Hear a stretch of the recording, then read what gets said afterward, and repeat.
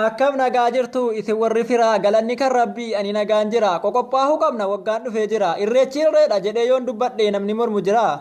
waldhabna seetanii waliin dhabnu firaa ayyaanni guddichi kunoo dhufee jira baga waggaa geenye dhiisaame waan bira diinna kan jiraanneef biqilaanu jira mililikii kaasee dargii dabalatee kunis nutti jira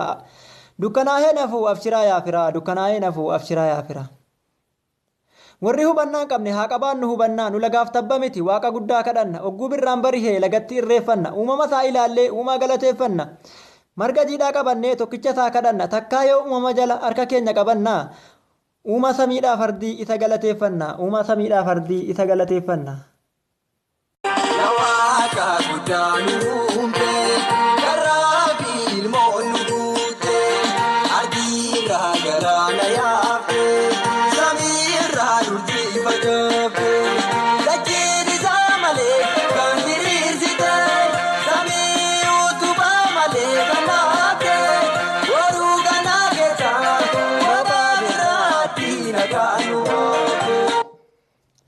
Ililliin daddaraaree ganni gurraachi bahee baga rabbiin naannessee waggaa kanaan nu gahe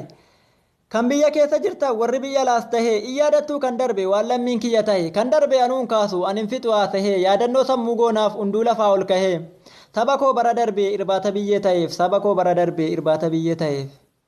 guyyaa dachiin bishooftuu hundisii nama taate.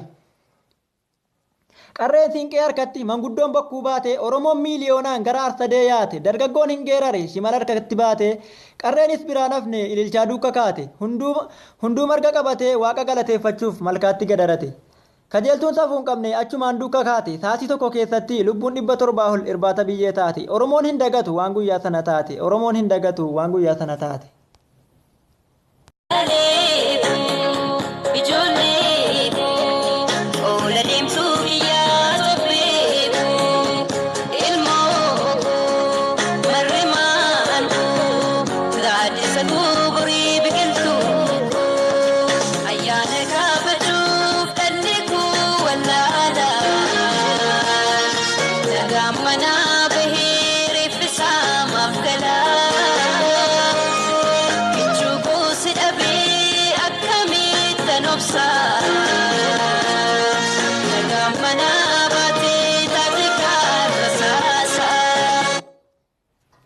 Balaata isaa jedhanii moggaasan jarri shiraa balaan tasa mudate karkarri cabe jira roobni hamaan mudate ummata fuudhee jira kun hojii karooraati ummanni baree jira duraanuu nuuf hin tolle hin dhiibnamee kan jara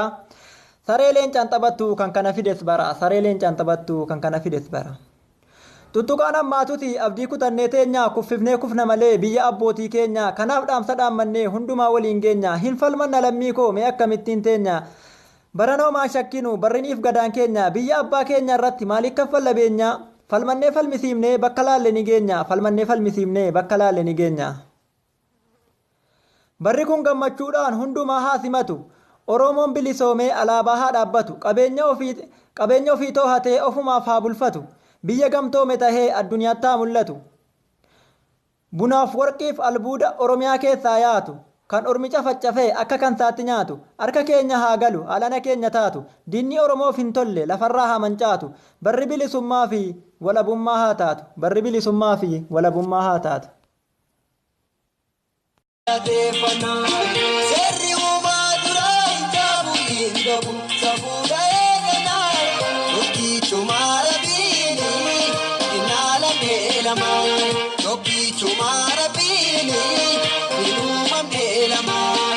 Desa jatuh fi kalajah,